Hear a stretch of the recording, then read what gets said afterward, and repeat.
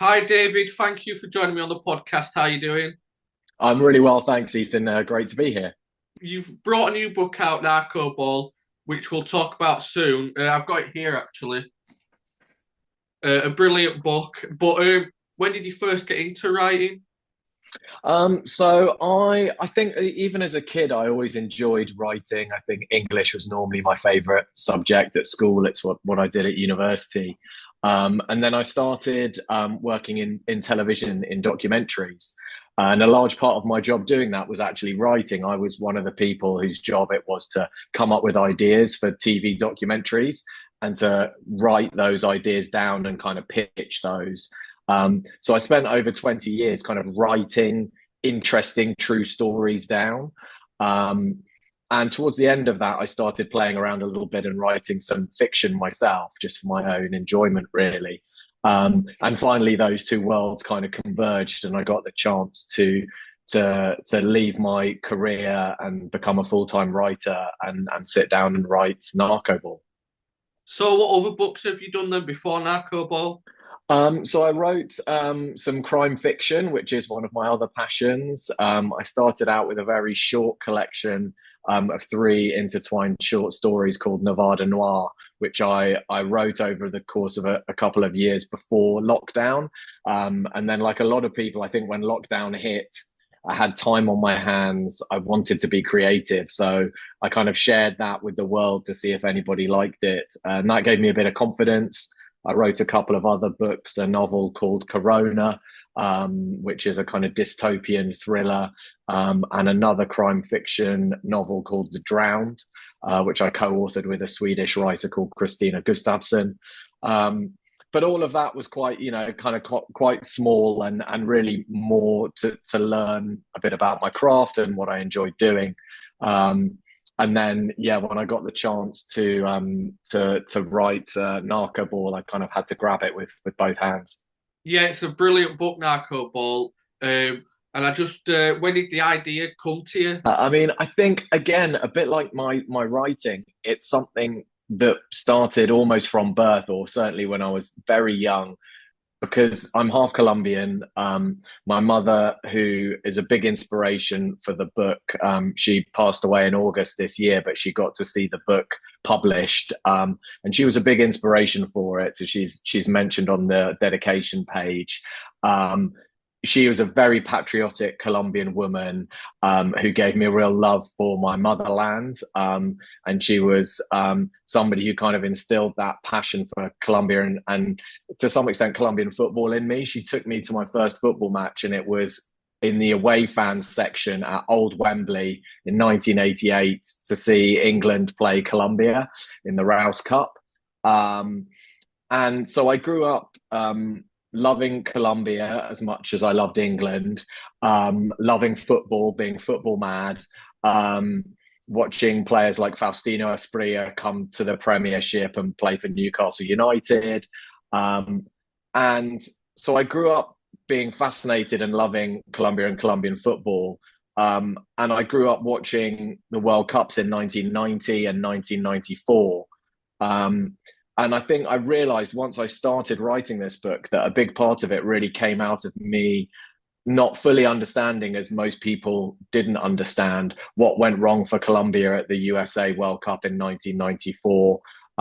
Why they were, deemed to be potentially winners of the tournament and then eliminated in the group stage, and then what happened to Andres Escobar, the Colombian defender who was shot dead in Medellin just days after the end of Colombia's World Cup campaign. Um, so I think I kind of grew up with all of that in the background. And then I was thinking about possible documentary ideas in the world of sport. And I went back to the idea of Colombian football, the World Cup in 94. And I started digging into the links between Pablo Escobar in particular, the cartels, but in particular Pablo and Colombian football. I knew a bit about World Cup 94. As I researched more about that and about Pablo, I learned more about the domestic situation both the narcos and the sort of violence and unrest in the country, but also the domestic football situation in Colombia, which growing up in London was not something I really had access to. So I didn't really know an awful lot about, for example, Atletico Nacional, who are the side that Pablo predominantly bankrolled. And when I started reading about their win in the Copa Libertadores in 1989, and his influence on that and his influence on the game, it sort of sent me off on this journey to learn more about his relationship with football. And it's kind of a relationship that started when he was very, very young, and he had throughout his whole life. Yeah, that surprised me actually in the book that he was very young when he got into football, and he couldn't afford a football, so he'd play on the streets with a bag of clothes, like wrapped up. I know. I mean, it's amazing. It's something that, again, I think there's been a lot written about Pablo Escobar, and there have been documentaries and there have been series like Narcos on Netflix. And I think a lot of people know a lot of his story. But what I found was that in every single telling of his story, whoever it was who told it, whether it was the DEA agents who helped track him down, whether it was his wife or his son, whether it was on a documentary, they all mentioned his love of football, and there were all these little anecdotal stories about it, but nobody had ever really pulled on that thread, and looked at how football was so important to him and how he impacted football in such a great way. And like you say, he started off kicking a plastic bag full of clothes around the streets as a boy, and died, on the run when he was, busy trying to follow Colombian football, even in his, last few weeks and months on the run, and sneaking into games to watch in disguises and things like that. So I think nobody had ever really looked at his life through football. And also what I found is that nobody had ever really written a book about Colombian football. And what I really wanted to do was to tell the story of Colombian football, to help people understand that World Cup USA wasn't because they weren't good enough, but was because of so many other things that were going on behind the scenes, which you can't possibly imagine having to play football matches under that kind of pressure. Life or death, situations. So I really wanted the book to be a celebration of Colombian football. I wanted it to bring new fans to Colombian players and Colombian football, and to the country. I am myself very patriotic. Like I say, I grew up in London. My dad is English. I follow English football, and the England team's results. But I'm also, half Colombian, and I'm very proud of that. And I wanted people to sort of share that, really. Well, you mentioned it was a constant throughout his life. Was it just after the 5-0 against Argentina that he died?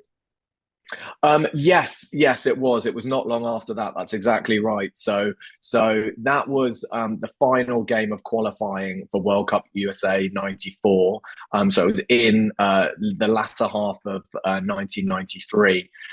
He died on the 2nd of December 1993, the day after his birthday. In fact, his birthday was the 1st of December, and it was the 2nd of December '93 when he was shot on a rooftop. And so he didn't get to see USA '94. He knew that Colombia had qualified, but he never got to see them go to America. And actually, one of the things that I kind of explore a little bit in the book is the idea that perhaps history would have been very different if he'd still been alive. Certainly, if he'd still been anywhere near the height of his power when USA '94 happened, because so much of that team, was a link to him through the fact that they had played or were playing for Atletico Nacional, which was the team that he was funding, that the coach was the coach of Atletico Nacional, who he had backed for several years, Pedro Maturana. And I just think that the threats that team received from people back in Colombia would not have been allowed to happen if Pablo Escobar was still alive. I think in his own sort of twisted, dark way, he would have protected that team and those players and that management. And so they wouldn't have played that tournament under the same kind of pressure that they did. There was a sort of power vacuum after his death, and it enabled a lot of forces to seek to manipulate and influence those players and that team. I want to talk about USA '94 a bit later on in the podcast because I know you're obviously you said you're a fan of Colombia, and I want to get your thoughts on the whole thing. But how did Pablo come into football into the Colombian league? Can you give us a quick history, please? Yeah, I think from what I read, and it's mentioned quite a bit in a book by his brother that I read. His brother, who grew up with him on those same streets and kicked those same plastic bags full of clothes, was also a big football fan, and that they played a lot of football together as kids. As they grew to become the two of the senior players in the Medellin cartel, Pablo was basically the boss of the Medellin cartel. His brother became the accountant for the cartel. And I think it was actually his brother's idea initially to use football to launder money. And so they hit on using predominantly Atlético Nacional, who are one of the most successful clubs in Colombia, a huge club in Medellin, which is where the cartel and the brothers were based. And so I think initially at that point, it was a great way to launder money, which, criminal enterprises have a huge need of, and none have been much bigger than Pablo and the Medellin cartel. They had huge amounts of cash. They had to launder this money one way or another. And football was a great way to do it. You've got a cash game for the most part. Back then, you had, pretty poor record keeping. You could inflate player salaries, transfer fees, gate receipts, all kinds of expenses and expenditures to help you launder that cocaine money. So I think it was initially that, plus a sort of confluence with that love of football that meant that they could get even more involved in the game. And then eventually it became something very powerful and important, I think, to him as a sort of political tool, as a way to engage with the masses, whether they were initially voters or whether they were eventually the sort of people that he might hope would house him and protect him and keep him safe. He built a lot of football pitches. I don't know if that was part of his political thing to get people on his side, or he actually cared about the disadvantaged. But the team in the '90s was a very, very good team, and you could say that Pablo had an influence on that all the way back then, really. Exactly. I think when he was doing, what I guess you could term his charitable works, and the complicated thing about this story is that he genuinely did do a lot of those things. You can argue whether he did them purely for selfish reasons or whether he did care in some way for those people that he identified with as the poor and the underprivileged of especially Medellin and Antioquia, the region as a whole. So he genuinely did do a lot. He built hospitals and schools. He built a lot of football pitches. He installed floodlights and did all kinds of things. He did that particularly when he was running for office, and he was on this political pathway that I think he had a dream that potentially he could one day be president of Colombia. And I think, that was his initial route to safety and power and control and being above the law. And when that political ambition ended, when he was called out very publicly as a drug dealer, a narco, someone whose money was dirty, who was involved in all kinds of criminal activity, and he had to quit politics. He had been elected, he had been elected as a stand-in, a suplente in Colombian parliament. And at that point, he was part of the political infrastructure. He was protected from prosecution and he was protected from extradition to America. And as soon as he lost all of those privileges, when he lost his political position, he needed another way to protect himself. I think he knew that they would come for him, whether that was Colombia or in particular America, and eventually the DEA, the Drug Enforcement Agency. So his big fear was extradition, and he lost protection from that. And I think instead of politics, football became the tool for him to gain popularity and control and power, that he thought, if I can become so big and so successful and so ingrained in this global game and the game in Colombia, that maybe I can be sort of protected and insulated from that. He had a massive influence on the league as well, didn't he? He stopped it in 1985. That's right. I mean, he had huge power in terms of Atletico Nacional. He also had influence over Deportivo Independiente, the other Medellin side, DIM. His partner in the cartel, El Mexicano, who was based in Bogota, assumed control of Millonarios. And then the Cali cartel had America de Cali. And up until the sort of latter half of the 80s, the Medellin and Cali cartels were in a sort of partnership, really. They were in many ways working together, or certainly carving up different territories and sort of respecting each other, with a common enemy, really. They're the same goal of being rich and powerful and selling lots of cocaine, predominantly to America. So between those four teams and then other teams within the league and other groups within the league, Pablo was able to kind of corral quite a lot of support. And so when a senior figure at Atletico Nacional was extradited for his links to the cartel and the cocaine trade, Pablo kind of flexed his muscles and convinced the other people behind the teams in the league to ensure that they went on strike, basically, and he helped grind Colombian football to a halt. He had there was a lot of bribing going on as well, and he even had the referee killed, didn't he? He did, yes. There's sort of several different instances where he has sought to influence matches, or afterwards he has displayed his displeasure at what has happened, and refs and officials in particular came in for his anger and his revenge, really. So there are a lot of stories of how he sought to influence referees during Atletico Nacional's run to win the Copa Libertadores in 1989, which is one of the sad things about that tournament, was that they had a great side and, could quite possibly have won that game and that tournament without Pablo's influence, but he did get involved. He did, attempt to bribe officials in the semi-final. He did threaten officials for the final, and leave them afterwards, knowing that they were very lucky that Atletico Nacional had won because they hadn't taken his money. And he did have a referee killed. I think he had been officiating a game for DIM, the other Medellin side that Pablo was also involved with. And he had not given, I think he'd ruled out a goal late on that DIM had scored against, I think it was America de Cali, actually.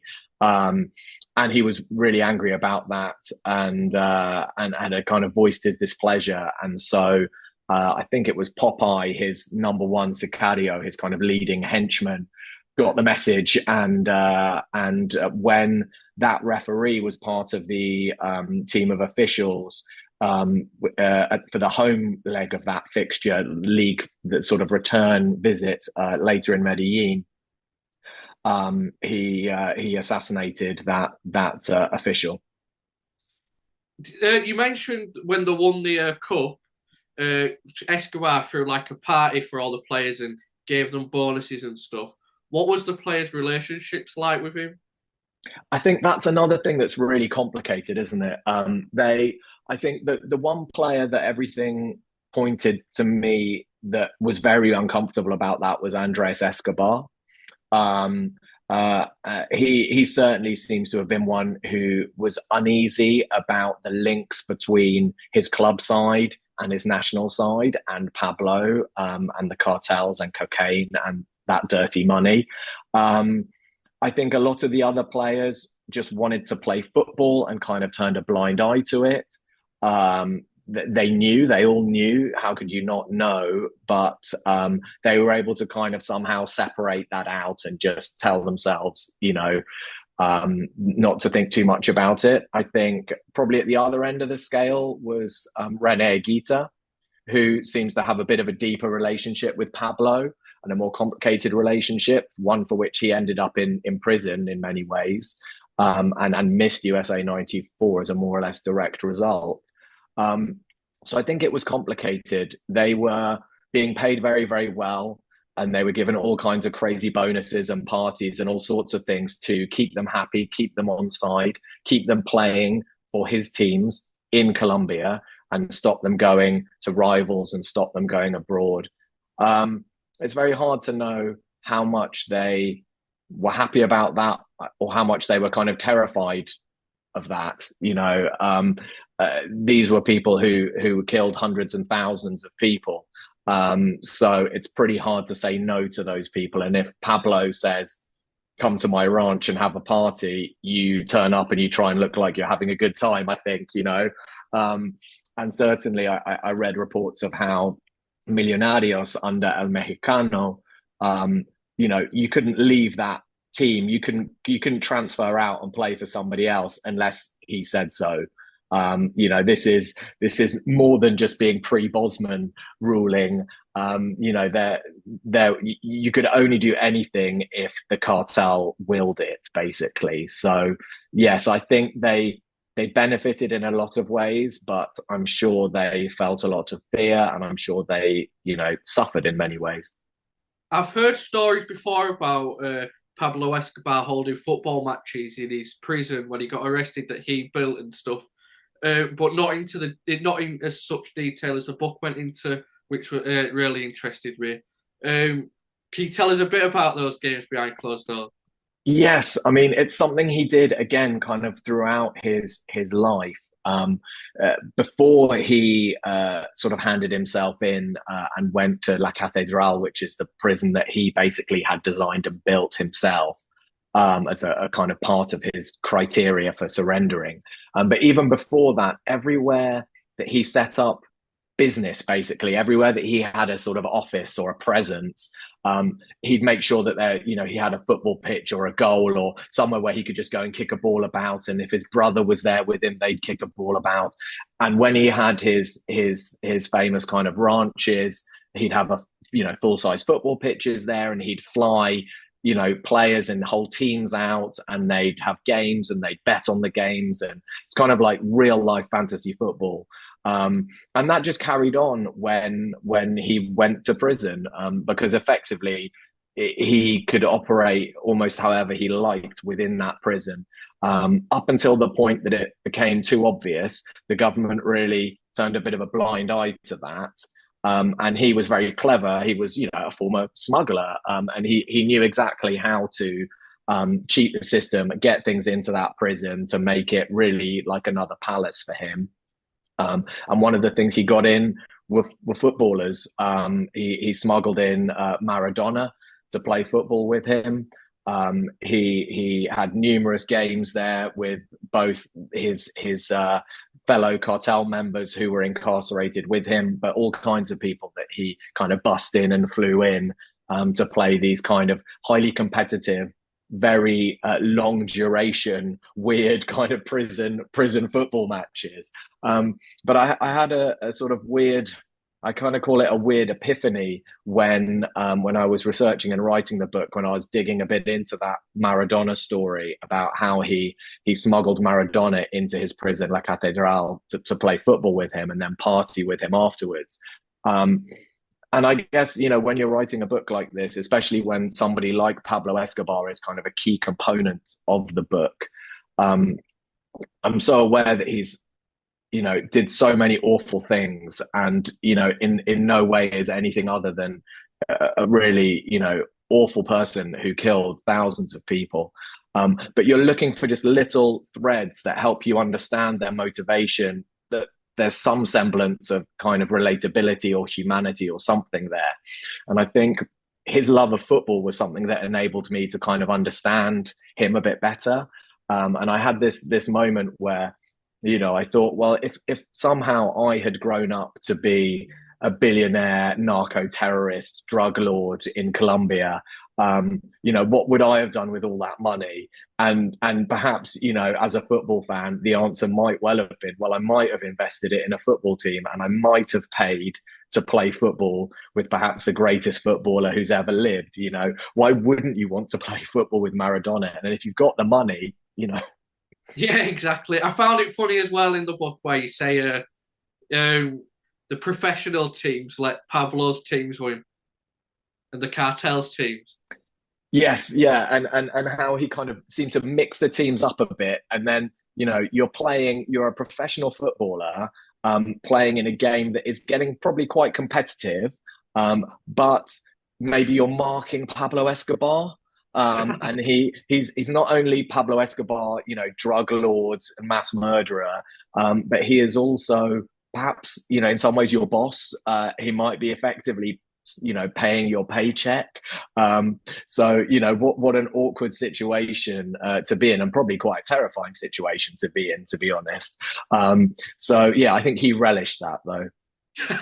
Well, I want to talk about the '94 World Cup. What was it like going at that tournament as a fan? um I mean, I was so excited, and I think this led to the kind of very low level teenage boy trauma that kind of in many ways kind of inspired and informed this book. I was, as I said, I grew up in London. So I was removed from a lot of the detail of what was happening in Colombia. I had visited several times as a child. We'd stopped because the situation had got too dangerous. I was no longer going back to visit with my mother. So I knew that it was dangerous. And when I'd been there, you see the machine guns, you see the military police, you hear about the kidnappings and the bombings and so on. So I grew up with that, but very sheltered from that. And then going into the '94 World Cup, again, I grew up at that point. I knew what had happened in Buenos Aires. I knew that Colombia had beaten Argentina 5-0 in a game, that Argentina had to win at home. They were almost unbeatable, and yet Colombia humiliated them, really. So that's the story. Like most of the Western press and Western public, that's pretty much the story that I knew, was that this was a really good side. They had peak Valderrama, they had Faustino Asprilla now up front.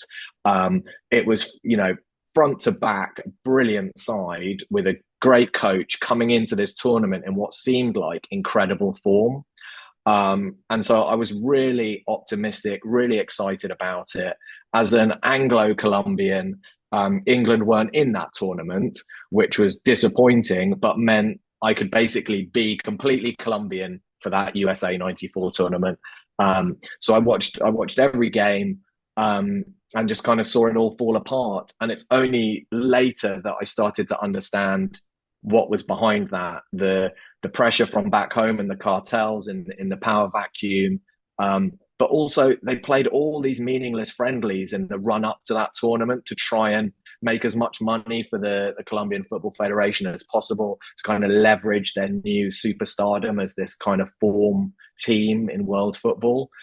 So I think they were not that well prepared. They were a bit tired. And then basically when they got there, they were threatened and manipulated by cartels and by kind of shady characters and powers back home. They even had a psychological effect on the team, like you say, but they had an influence on basically picking the team as well at one point, didn't they? They did, yeah. There was a sort of enforced decision to play one midfielder over another that was basically put to the management, that's what they had to do. And again, in hindsight, you look back at some of these things, some of the team selections, and you can see the slight inconsistency there, where that wasn't necessarily what was happening in qualifying or in the games running up to the tournament. And then you see these decisions, and when you don't know what's going on, you think, oh, it must be a tactical thing, or it must be like a fitness thing, or who knows, maybe they've fallen out with somebody in the camp or something. And it's only afterwards that you realize that that was just a demand made by men back in Colombia, who were able to tell these people, the players and the coaches, that their family is back home, and at risk. And if they don't do what they're told, their family will be killed. Um, so it influenced team selection. And like you say, it was a huge psychological impact as well. I think, in the end, to drop one player and bring in another player doesn't necessarily derail a whole team. You can manage that, right? It happens all the time. But I think if you know that's happening because people's families and lives are being threatened, and one of the things I found researching this was watching back at all of these games, and sometimes that was brilliant. Watching the victory in Buenos Aires was great. Watching those USA '94 games is so painful in hindsight. With the benefit of understanding. Um, and I think if anybody, you go on YouTube and you watch those games and you see the players come out in America in those, like, the stadium is packed, the Colombian fans are going crazy. It looks amazing. The sun's shining. You think this is like a celebration of football. This is it. Colombia are gonna really do something and show everybody what they're all about. But then you see the players coming out, and as they kind of parade out and line up and shake hands and do all that pre-game stuff, if you just look at their eyes and their posture, and it's just incredible. I can feel the hairs going up on the back of my neck now just thinking about it, because you can just see their eyes. They just look dead. They look scared, exhausted. They don't look like a team in great form about to perform on the biggest stage, to celebrate their country, to celebrate football, to show everybody what they're all about. And I think from the outside and from places like England, you would watch that and you would think, oh, they're nervous, they're scared, they're bottling it. They can't cope with the occasion. And I think I wanted to write this book partly to help people understand that I really don't think that was the case. They went to Buenos Aires and won 5-0. They could cope with hostile crowds. They could cope with pressure when it was purely footballing. But this was about a kind of pressure that was life or death pressure when, billionaire cartels are threatening your entire family. Do you think this still goes on in football? Obviously not to that extent, but a little bit. I think it does. I think it does. I think, you'd probably be naive to think that there's no corruption in almost any level of football. I'm sure Colombian football today still has, some instances. I think it is a different world we live in. In some ways, there are more protections against some of those things, but in other ways, it's even easier to control and manipulate and communicate with people in the kind of modern world. So I think it does exist. I hope that it will never exist to that extent. I think when you sort of put it down on paper and you say this was a national team competing at a World Cup tournament, being directly threatened, and yet nobody outside knew, no action was taken. You can't quite imagine that happening today. Maybe it does, maybe it is, but you can't quite imagine if that happened to the England team, and some sort of criminal organization or terror group were threatening them, and the England manager dropped players, and the team were in fear of their lives. You can't imagine that we wouldn't all hear about that, and somehow there wouldn't be an effect, that the tournament might even be suspended, or, something would happen. You can't be allowed to have to perform at that kind of level in that kind of situation. But I think, we all know that the world we live in has got some dark places and dark people, and I'm sure it does go on. Yeah, definitely. A big moment from the '94 World Cup is obviously Andres Escobar's own goal. Do you think when he scored that own goal, he knew, like, his fate? I think if he didn't know it, he certainly feared. And again, it's another one of those moments where you watch it purely from a footballing perspective, and yeah, he scored an own goal, but he's the captain. He's the young, bright hope. He's about to go to AC Milan in Italy. You know, most defenders worth their salt have scored an own goal at some point, because you're putting yourself on the line, trying to, do anything you can to protect your team and to protect your goal and stop the opposition scoring. So I don't think anyone from the outside would blame a defender for scoring an own goal 99.9% of the time, and certainly not in that instance. But I think, again, who knows if it's accurate hindsight or not, but watching it back with the benefit of hindsight, you see how distraught he is at scoring that goal. Again, the look in his eyes, his inability to kind of get up off the turf afterwards, the reaction of his teammates seems to sort of go beyond just this is a footballing mistake, a calamity that we need to try and rectify. Um, and I think, he was a very brave young man. And I think perhaps he hoped that, it wouldn't go the way it did. And he wanted to continue to live his life. And I think he hoped that he would be able to carry on and that he would go to AC Milan and be a superstar centre back for one of the great European footballing giants, which he deserved to be. But it didn't go that way for him. And I think you can see in his eyes on the pitch and in some of the decisions he made afterwards that he was fearful for what would happen. And perhaps even more, his friends and family and teammates were fearful. I think he wanted to deny it. He wanted to say, I'm not just a great footballer, but I'm also a good guy, and I've lived my life in a good way. He was a very religious man, a very family orientated young man. And I think he felt I've done nothing wrong, so I shouldn't have to hide. Um, and everybody around him said, you need to be careful because these guys don't necessarily respect that. Do you think that opened Colombia's eyes as to what was going on behind the scenes at that point? I think so. I think there were probably several things that happened. I think a key moment was when Pablo went on the run from La Catedral.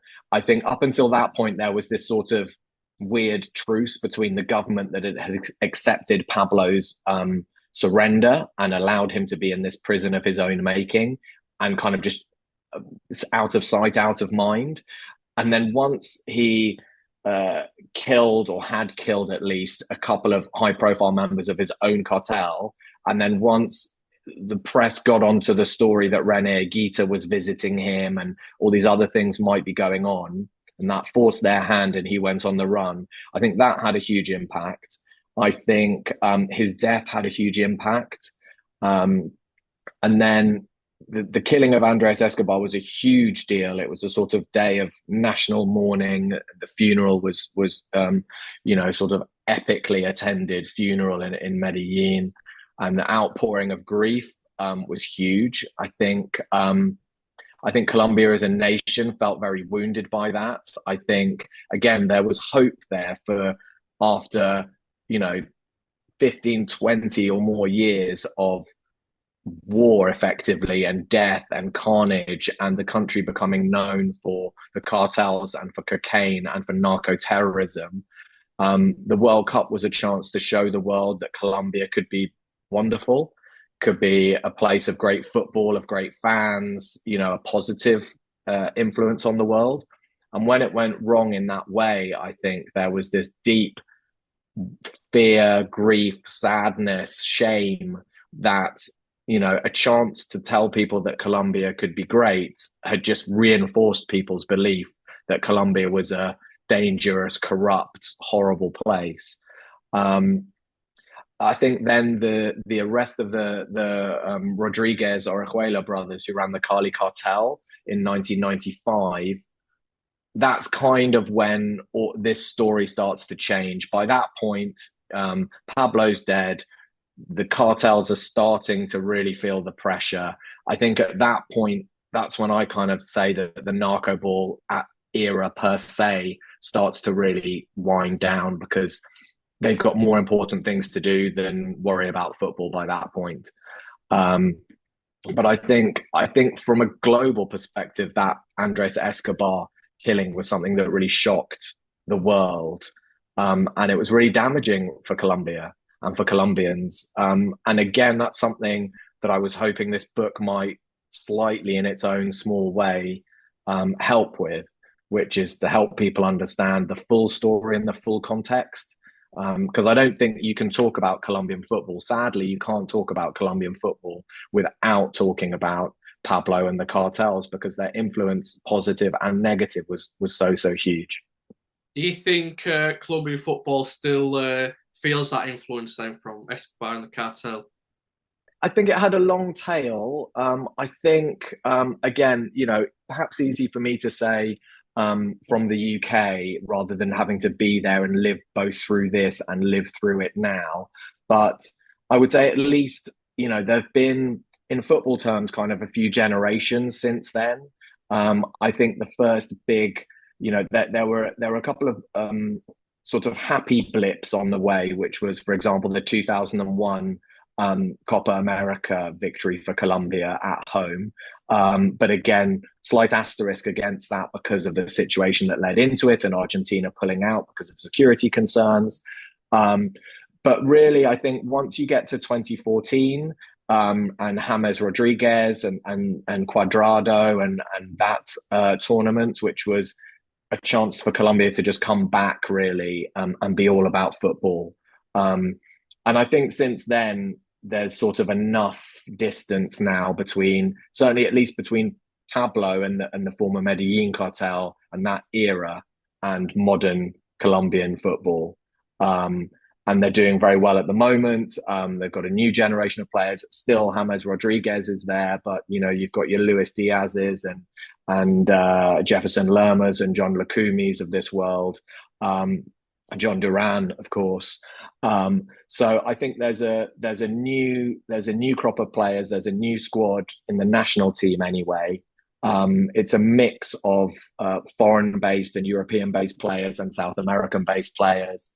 So I think the future looks good, and I think for the most part it seems distant from Pablo in those days. So on the book, where can people buy it? So it's available pretty much anywhere you want. You can get it in the high street, Waterstones, any of the big bookshops. It's on Amazon. It's available both that lovely hardback, which I particularly like, but it's also there's an ebook edition. And there's even an audiobook, which is a really nice audiobook edition if people like listening to books. So yeah, check it out. You can find it anywhere. If you want to hear more stories about Narcoball and Escobar football in Colombia, then give it a read. It is a brilliant book. It's for fans of football and people that are intrigued in the cartel and Escobar as well, isn't it?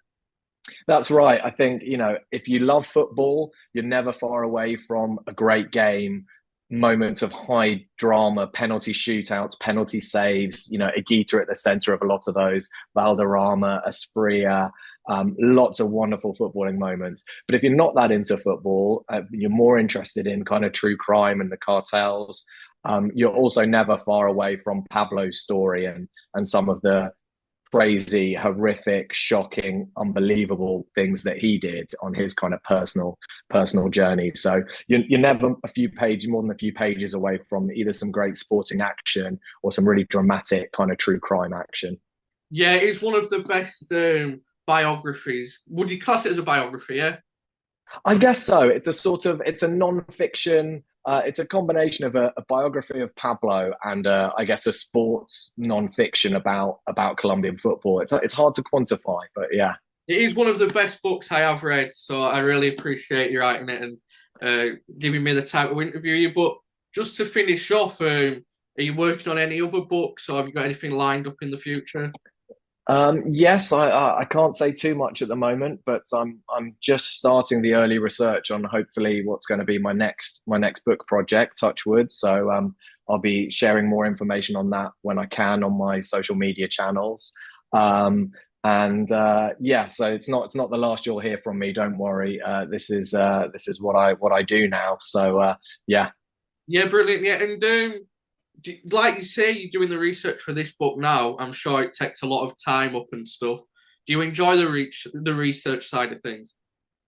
I do. I mean, again, it's something that I've been doing in my previous life, in my day job for over 20 years, which is trying to discover interesting stories and then find out as much as I can about them and find out a way to tell that story in a kind of entertaining, accessible way. I think my background in documentaries is, I think you can see it in the book Narcoball, in that I want to tell a story that is dramatic and entertaining and will make you want to turn the pages and doesn't feel like a dry academic history book. But that actually you'll get to the end of it and you'll realize you've actually learned loads about Colombian history, Colombian politics, the cartels, Colombian football, the Copa America, the Copa Libertadores. But all of that is kind of learning through stealth because it's wrapped up in something really entertaining. So I enjoy the research. I enjoy finding out exciting stories that I didn't know or that I think other people might not know and would like to hear. Yeah, definitely, because I did learn a lot of new things in the book. So yeah, thank you for that, and thank you for joining me. It's been great to speak to you. Thank you, Ethan. I really appreciate being on the pod, and I hope people enjoy listening. Thank you. I'm sure they will. It was great to speak to you, and I'll see you in a bit.